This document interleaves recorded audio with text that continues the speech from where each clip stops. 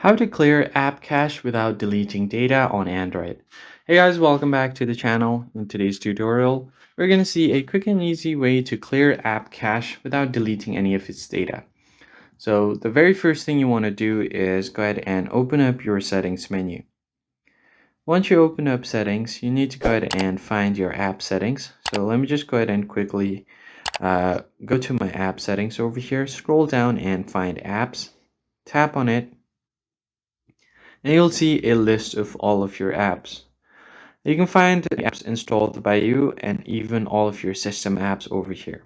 So these are all the apps I've installed, and if you want to see all of the system apps, you can do that by tapping on the top right corner, and then on the filter icon you can just tap on show system apps, tap on OK, and it will show you all of the system apps as well.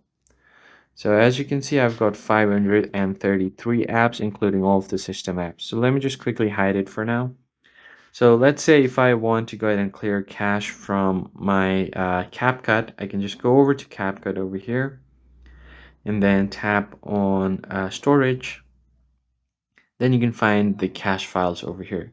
So these cache files are temporary files that allows you to load the application a lot faster and make your workflow more efficient. So go ahead and tap on this clear cache option at the bottom right.